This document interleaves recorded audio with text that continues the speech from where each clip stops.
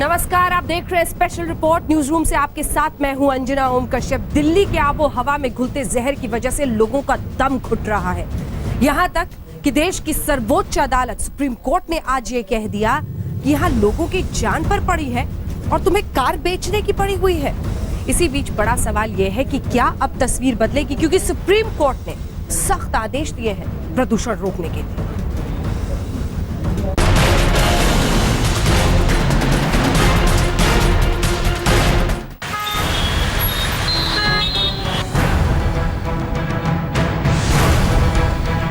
जहरीली आबो हवा में घुट रही दिल्ली की गुहार देश की सबसे बड़ी अदालत पहुंची तो इंसाफ उसके हक में हुआ।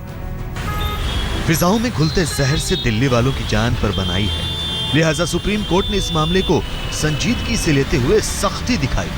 सुप्रीम कोर्ट के फैसले का कहर दिल्ली में चल रहे वाहनों पर टूटा है। सुप्रीम कोर्ट ने तत्काल प्रभाव से एनसीआर में 2000 सीसी से अधिक की डीजल गाड़ियों के रजिस्ट्रेशन पर रोक लगा दी है।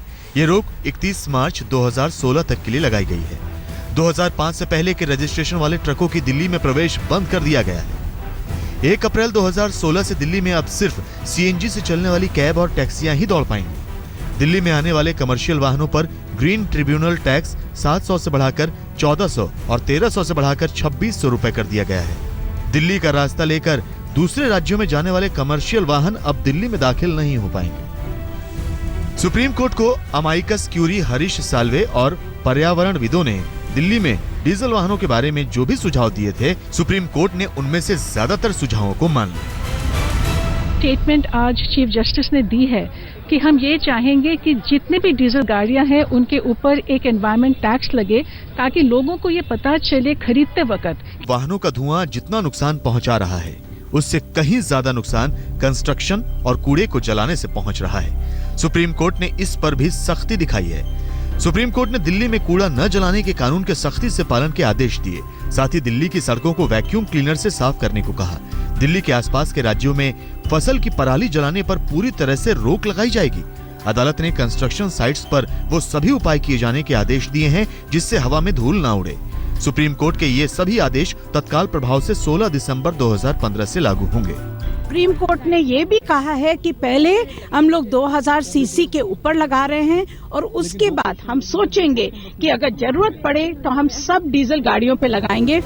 सुप्रीम कोर्ट ने प्रदूषण को लेकर कड़ा रुख अपनाया है, सख्त कदम उठाए हैं। इंसाफ के तराजू पर तुलकर फैसला तो आ गया है, लेकिन सवाल यही है कि ये फैसले लागू करवा पाना क्या दिल्ली सरकार के लिए आसान होगा? इसमें कोई दो राय नहीं कि सुप्रीम कोर्ट का ये फैसला दिल्ली में वायु प्रदूषण को कम करने में काफ़ी कारगर साबित होगा। ये पहला मौका नहीं है। ऐसे बहुत से मामले हैं जहां सरकारी उदासीनता और विफलता की वजह से लोगों को सुप्रीम कोर्ट की शरण में आना पड़ा और राहत भी सुप्रीम कोर्ट से ही मिली। कैमरामैन प्रवीर बिस्वास के साथ अहमद अजीम, दिल्ली आज तक। सुप्रीम कोर्ट के निशाने पर सबसे ज्यादा रहा वो तबका जो एसयूवी लग्जरी कार्स चलाता है। जी हाँ, जस्टिस ठाकुर ने यह कहा कि अमीर लोगों को ये इजाजत नहीं दी जा सकती कि आप लग्जरी कार्स में घूमिए और हवा में खूब प्रदूषण करिए। लेकिन आखिर क्या वजह है? क्या वाकई डीजल गाड़ियां इतना प्रदूषण करती हैं कि उनकी वजह से आबो हवा खराब हो रही है? देखिए, सुप्रीम कोर्ट का हंटर अगर डीजल गाड़ियों पर पड़ा है तो उसके पीछे की वजह बड़ी है। डीजल गाड़ियों से सबसे ज्यादा PM 2.5 निकलता है। डीजल गाड़ियों के धुएं में मौजूदा PM 2.5 बेहद खतरनाक है। PM 2.5 यानी पर्टिकुलर मैटर 2.5 हवा में मौजूद छोटे कणों को कहते हैं। डीजल गाड़ियों के धुएं में नाइट्रोजन ऑक्साइड घुला होता है जो ओजोन लेयर के लिए सबसे बड़ा खतरा है। पेट्रोल के मुकाबले डीजल गाड़ियों में नाइट्रोजन ऑक्साइड 3 गुना ज्यादा होता है। डीजल के धुएं में मौजूद जहरीली गैस और छोटे छोटे कण फेफड़ों को सबसे ज्यादा नुकसान पहुंचाते हैं। सरकार ने कहा है कि यूरो 4 पूरे देश में लागू होगा 1 अप्रैल 2017 में। हमारी मांग रही है कि ये जल्दी से जल्दी आने की जरूरत है, जनवरी तक आने की जरूरत है। डीजल गाड़ियों से पर्यावरण को होने वाले नुकसान को देखते हुए ही सुप्रीम कोर्ट ने 2000 सीसी से ज्यादा गाड़ियों का रजिस्ट्रेशन बंद करने के आदेश दिए हैं। हम आपको दिखाते हैं कि अब कौन कौन सी गाड़ियों का रजिस्ट्रेशन दिल्ली में नहीं होगा। सुप्रीम कोर्ट के आदेश का सबसे ज्यादा असर महिंद्रा पर पड़ेगा, क्योंकि कंपनी की सारी गाड़ियां डीजल की हैं। सबसे ज्यादा बिकने वाले मॉडल महिंद्रा बोलेरो, स्कॉर्पियो और XUV 500 के इंजन 2000 सीसी से ज्यादा है। सुप्रीम कोर्ट के आदेश से टाटा की सूमो, डेकॉर, सफारी और जेनन की बिक्री बंद हो जाएगी। टोयोटा की इनोवा और फॉर्च्यूनर की बिक्री भी 3 महीने के लिए दिल्ली में नहीं होगी। लग्जरी सेगमेंट में मर्सिडीज बेंज, ऑडी, BMW और वोल्वो कंपनी की गाड़ियां दिल्ली में नहीं बिकेंगी।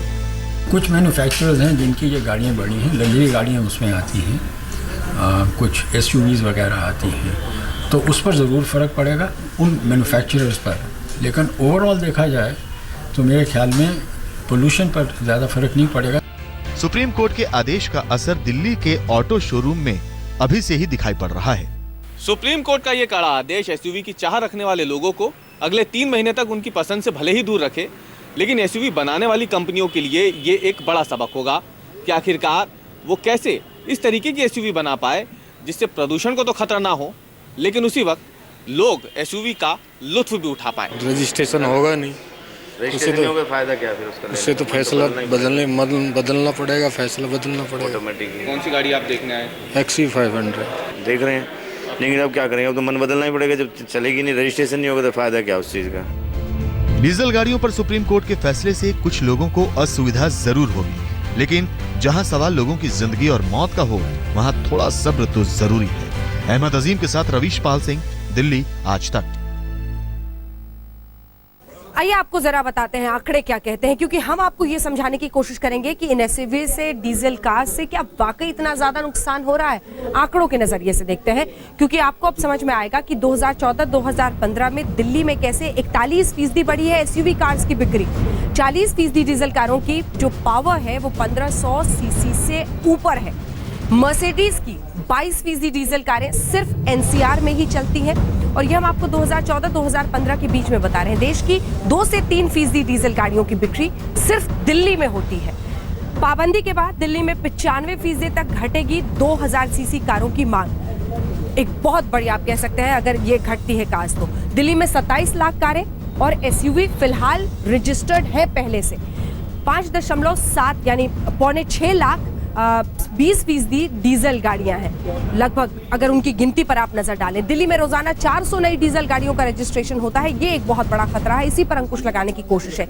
2015 में 70,757 डीजल गाड़ियों का रजिस्ट्रेशन हुआ है। एक साल में देखिए अभी तक इतनी गाड़ियों का रजिस्ट्रेशन हो चुका है, और शायद इसीलिए ये इतना बड़ा खतरा बना हुआ है, और इसीलिए उससे पार पाने की कोशिश में सुप्रीम कोर्ट ने ये सख्त आदेश दिए हैं। अब आइए आपको दिखाते हैं कैसे देश की अदालतें, दिल्ली सरकार सब दिल्ली के प्रदूषण पर अंकुश लगाने की अलग अलग तरह से कोशिशें कर रही है, लेकिन इसी बीच सरकार पैसे कमा रही है। पैसे पेट्रोल की बिक्री से, क्योंकि अंतर्राष्ट्रीय बाजार में तेल की कीमतें इस वक्त अपने सबसे निचले स्तर पर है, लेकिन ये फायदा आप तक नहीं पहुंच रहा है। आज राज्यसभा में भी ये मामला गूंजा।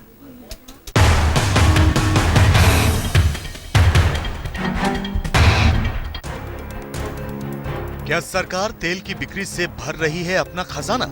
ये सवाल लोगों के जहन से होता हुआ संसद में गूंज उठा। राज्यसभा में कांग्रेस ने इस मुद्दे पर सरकार को कटघरे में खड़ा कर दिया। This supplementary list of business announcing the 7th hike in the central excise duty on petrol and diesel. कमी होने के बजाय कमी तो की कम, और इस एक्साइज ड्यूटी के माध्यम से इसमें दाम बढ़ा दिया ज्यादा है।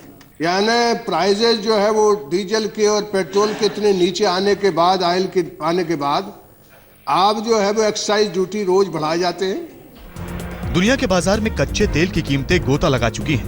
कच्चे तेल की कीमत सबसे निचले स्तर $35 पर पहुंच गई है।